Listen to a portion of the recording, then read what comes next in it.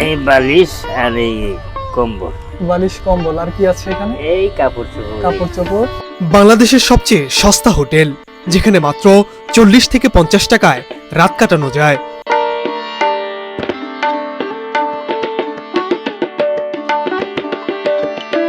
আমার এখানে এমনও কাস্টমার আছে, আপনার 40 বছর 42 বছরের কাস্টমার আছে এই বোর্ডিংয়েই, একই রুমে একই সিটে থাকতেছে।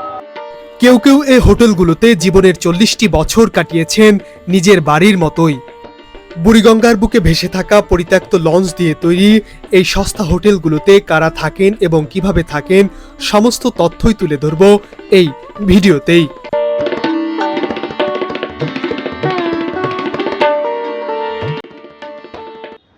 পুরান ঢাকার অর্থাৎ সদরঘাটের এমন একটি জায়গায় আমি দাঁড়িয়ে আছি যেখানে মাত্র 40 থেকে 50 টাকায় রাত্রি যাপন করা যায়, এবং যারা শ্রমজীবী মানুষ রয়েছে তারাই মূলত এখানে এসে থাকেন। এই যে বোটগুলো দেখতে পাচ্ছেন, এখানেই মাত্র 50 টাকায় রাত্রি যাপন করা যায়। ভাবুন যে এই সময় এসে ঢাকায় কোথায় এক রাত্রি যাপন করতে মাত্র 50 টাকা গুনতে হয়।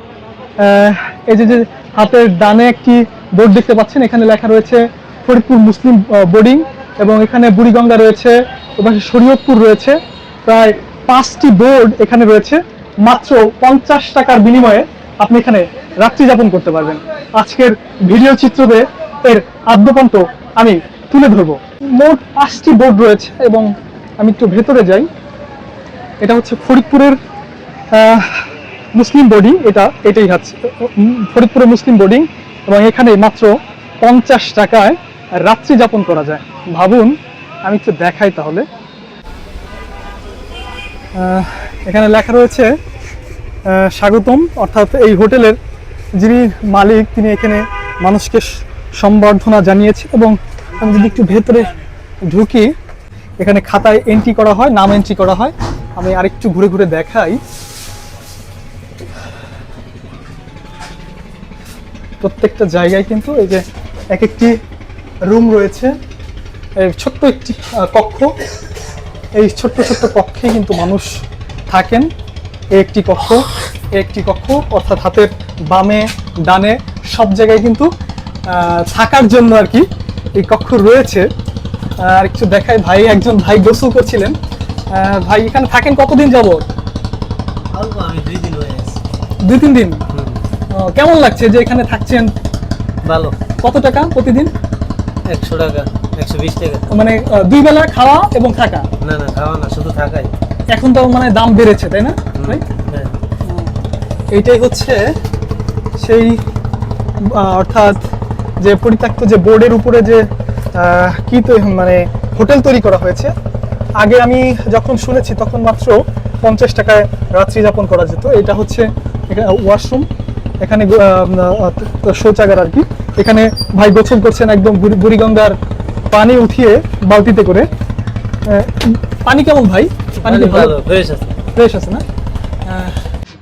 বন্ধুরা, এখানে প্রায় প্রবীণ একজন মানুষকে দেখতে পেলাম, যিনি দীর্ঘদিন যাবত এই বোর্ডে রয়েছে। তার বাসস্থানই বলা চলে। এখানে একটু কথা বলি তার সাথে।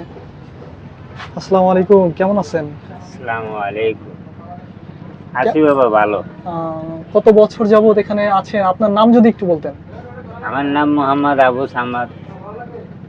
আমার জীবনের অনেক দুঃখ কষ্ট নিবারণ করে আমি এখানে পরিবেশ করতেছি আজকে 1 বছর যাবত। আচ্ছা। এখন আমার জীবনটা এইভাবেই আল্লাহ পাক নিচ্ছে আর কি। একটু দেখাই, দেখুন মুরব্বির ওপাশে বালিশ রয়েছে। হ্যাঁ। বালিশ রয়েছে, কি কি রয়েছে এখানে? এই বালিশ আর এই কম্বল। বালিশ কম্বল আর কি আছে এখানে? এই কাপড় চোপড়। অর্থাৎ একটা সংসারের যেখানে তেলের বোতল রয়েছে, পানি রয়েছে, মানে একটা সংসারের যা যা লাগে প্রায় বেশিরভাগই এখানে রয়েছে।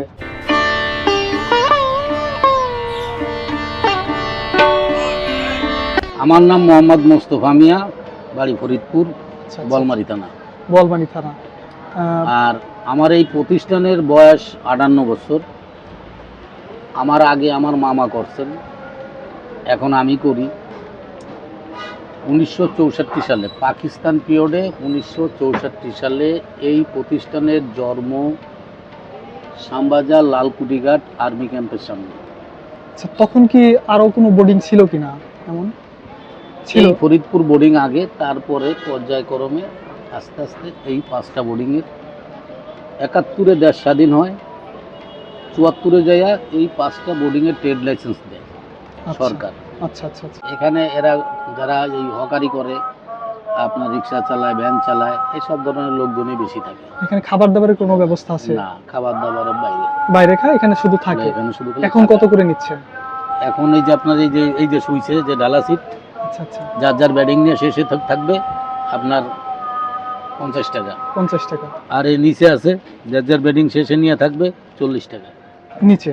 আর আর রুমগুলো, কেবিনগুলো? আর এই ধরেন এটা হলো একটা সিঙ্গেল রুম, হ্যাঁ, এই এরকমই room, single room, fan, light, বালিশ, তোষক, বিছনা চাদর, এগুলি দিয়ে রুমের ভিতরে আপনার 120 টাকা 120 টাকা, মানে সিকিউরিটি আছে আর কি। Single room. আর ডাবল হলো আপনার 150 টাকা। ওই পাশে গোসল করছেন মানুষ, এই দুই পাশে কিন্তু মানে সারিবদ্ধভাবে কেবিন রয়েছে।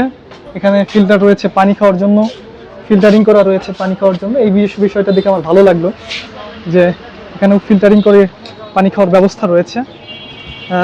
আমি তো দেখালাম, প্রায় 2টি বোর্ড ঘুরে দেখালাম, এবং এখানেই মানুষ রাত্রি যাপন করেন তাদের, অর্থাৎ রাত গভীর হলে এখানেই ঘুমে এলিয়ে পড়েন অল্প টাকায়, একদম সামান্য টাকায়। এই ঢাকায় এমন একটি জায়গায় থাকার ব্যবস্থা আমি নিজে অভিভূত হলাম, এই জন্য ব্যাপারটা আপনাদের সাথে শেয়ার করলাম। এবং ভালো লাগলো আমার কাছে যে এমন একটি বিষয় যে প্রায় 4-5টি বোর্ডিং রয়েছে, যেখানে মানুষ 40 থেকে 50 টাকায় রাত্রি যাপন করতে পারেন।